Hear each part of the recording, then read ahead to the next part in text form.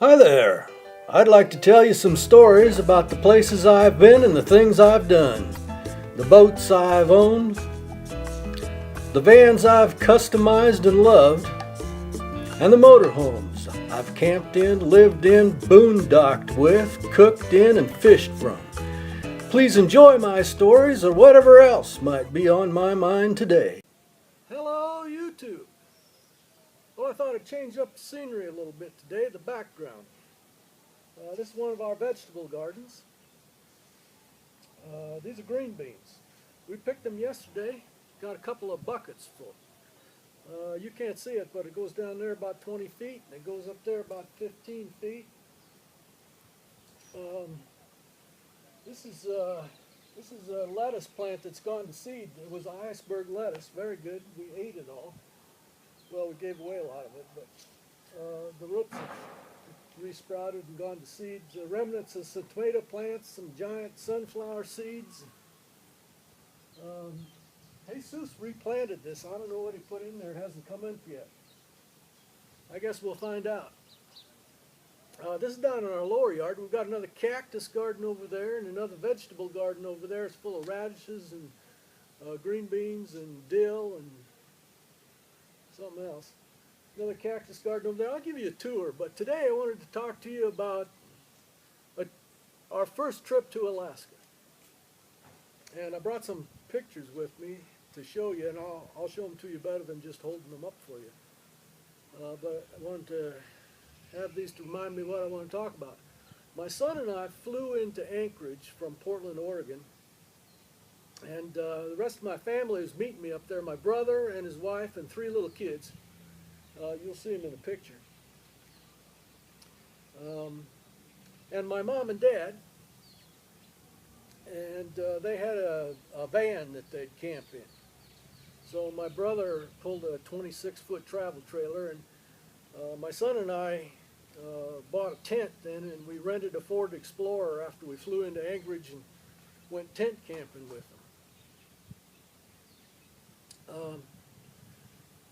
We got up there a day ahead of the rest of the family, and first afternoon, my son and I went into the little ranger station in the small park right in downtown Anchorage. Little log cabin. I have a picture of me sitting in front of it there. And I went in and I asked the rangerette, ranger naturalist, in her green uniform, if I could buy a map. I said, I'd like to buy a map. She said, well, you want a topographical map? No, I want a road map. And she said, well, there's only one road north and one road south, and it's $2. That's $1 a road. Are you sure you need it? And she's right. From Anchorage, there's one road north towards Fairbanks and one road south towards Homer. The rest of the family got there, and the first night we were camping in a park. It might have been in the city limits of Anchorage or right on the edge of it. And we got up the next morning, and on the front window of the 26-foot travel trailer that my brother and his family were sleeping in, just a few feet away from the tent that my son and I were sleeping in, were paw prints of a bear right on the glass. So a bear came along and looked in there to see if there was anything in there he ought to be interested in. And that gave us pause. I didn't mean that as a pun. Yeah, that gave us pause.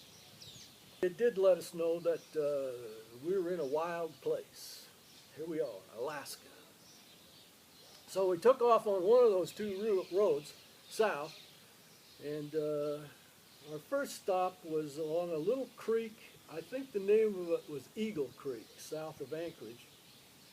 And those of you from Alaska or been to Alaska more than I have can correct me, but I think it was Eagle Creek, and we were fishing for Chinook salmon. That's what was in season. And they're about this big, and they're really good to eat. Really red meat, and the best salmon I've ever had was caught, slapped on the fillet board, filleted, and flipped onto the barbecue. It doesn't get any fresher than that, and it doesn't eat any better than that. It's really good. But the problem fishing in Eagle Creek, if that was the name of it, was that the king salmon were also running at the same time, and they weren't in season. So the problem was trying to catch a fish this big and trying not to catch a fish this big. This big might be a fish story. I'll let you figure that out for yourself. Anyway, we had a wonderful time there. And we went on down towards the Columbia Glacier, and we took a tour boat out towards the glacier on a lake, and big chunks of ice in the lake, and that was very interesting. One of the things that I know about glaciers that I remember from back when I was traveling up by Banff and Jasper with my first wife in the Volkswagen camper van, we took a what do you call it, a snowcat out onto the glacier, and of course it's cold and there's all those things that you know about glaciers, the blueness of the ice, and there's always the rush of water running out from underneath the glacier. That's interesting, but the most amazing thing to me that I remember it just knocked my socks off. I never anticipated it, was the sound of the glacier when you're up on top of it. It pops and it cracks and it rumbles like thunder because it's cracking. Just the noise and the sound of the glacier was what really struck me. This is a picture of some of the fish that we were catching. And I'm not in the picture because I took the picture. But that's the little kids there. Those little kids now are all grown up. Two of them are chefs. And the other one is paralegal, works for a lawyer. And my son and my dad. My dad's gone. And my son, he's self-employed and 40 years old. So that picture is taken 20 years ago. This is a picture of me fishing, and it reminds me to talk about mosquitoes. 2 weeks before he and I flew up there, I took vitamin B tablets in order to mitigate the danger of being bitten by mosquitoes. And I don't remember if it's B6 or B12. I think it's B6. I might be wrong. It might be B12. But I took it for 2 weeks, and my son also. And what happens is that your body begins to excrete that vitamin, and it gets on your skin and your body oil, and mosquitoes don't like it, so they don't bother you. And we stood in clouds of mosquitoes up there. I'm talking clouds of mosquitoes. And I never got bit except one time. And that was walking back from the shower to the tent in a campground, and after I had washed all my body oils off. So I guess the lesson is take a vitamin B pill and don't have a shower, just be stinky and the mosquitoes won't bother you. From the Columbia Glacier there, we went on down to Homer and went halibut fishing. And halibut fishing is hard work. They fish pretty deep, like a couple hundred feet. And we went out on a charter from Homer. And one of the things I remember about on the way out to where we're going to fish was a sea otter laying on his back in the water, and he had a stone and a shellfish, like maybe a scallop or something. And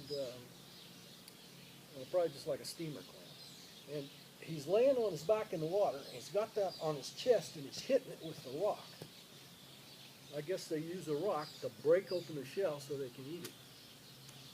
I'd heard about that before. I'd never seen it. It was really wonderful to see that, to actually see that going on in the wild. Anyway, we went out there halibut fishing, and I think the biggest halibut caught that day was 50-some pounds, and my son caught it. And this is a picture of everybody that was on the boat that day. And my son's standing in the middle because he's got the biggest fish, and I'm standing next to him because I got the second biggest fish, and all the rest of those poor guys, they got smaller fish. I shipped 90 pounds of halibut from Homer, Alaska, back to Portland, Oregon. Called up the wife in Portland and said, hey, FedEx is coming, put it in the freezer. So we had halibut steaks for a long time. It was very, very good. From there, we went back up towards Anchorage and then on up towards Denali. And when you go to Denali, and I'm sure it's still the same way now. You can't drive out into the park towards the mountain. You have to take a national park tour on a bus, and you go out there about, I don't know, 15, 20 miles and back in a day. And you see lots of animals and stuff, and somebody else can tell you about seeing the animals. We saw a lot of animals.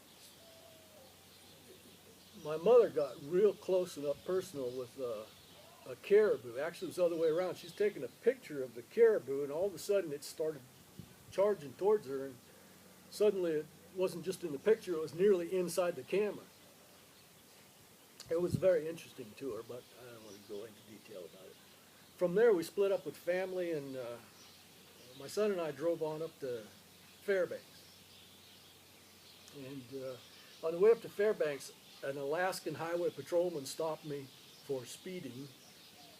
And I want to take this opportunity to thank him again for not giving me a ticket. He was very gracious, and he couldn't have been a better representative for the state of Alaska. He said to me, "Sir, why don't you slow down and enjoy our wonderful state?" And that's exactly what I did.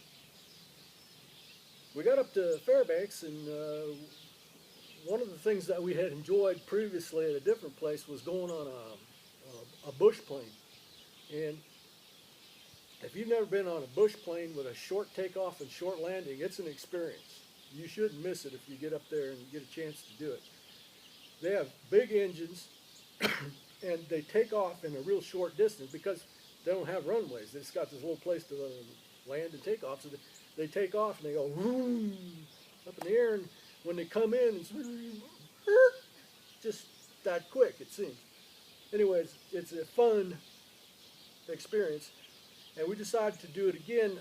This wasn't a bush plane that had that short takeoff and landing, but we hired a pilot to take us out towards Denali to just get a look at the mountain, and then to follow some of the rivers there close by Fairbanks and look at the moose and bears.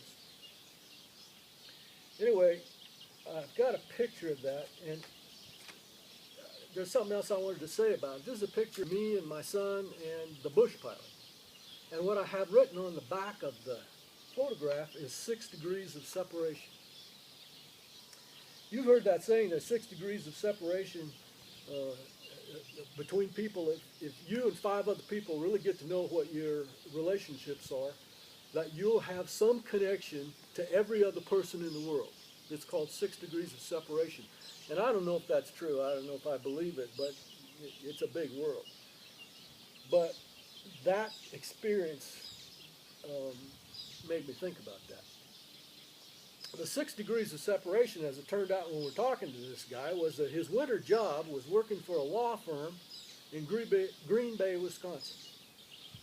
And we're up there from Portland, Oregon, going on a flight in Alaska with this guy that we'd never met before, and suddenly we figure out that the law firm that he works for, the general partner's wife and my wife, went to high school together and were best friends. She's even been down here to Mexico, her and her lawyer husband. They've been down here to Mexico visiting us. So we're 6,000 miles from here up in Alaska, hanging around with a guy we never met before, and all of a sudden somebody knows somebody knows somebody knows somebody knows somebody. Is that 6?